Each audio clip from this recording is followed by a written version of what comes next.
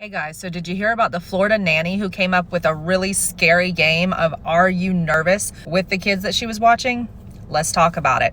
Now this is 22-year-old Marissa Mowry. Trigger warning, this does contain SA.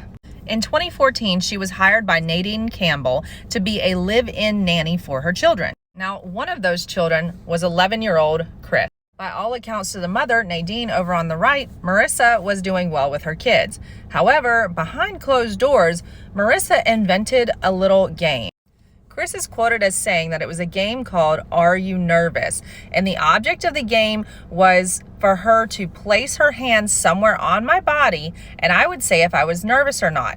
And things escalated from there. Now, the abuse between 22-year-old Marissa and 11-year-old Chris happened numerous times.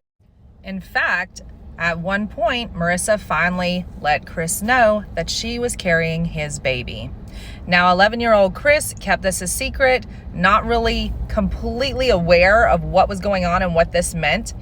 Marissa did tell Nadine that she was pregnant, but just did not disclose the father. Marissa was still living with the baby as a live-in nanny for Nadine and her children, and Chris was just acting like an involved friend of the baby.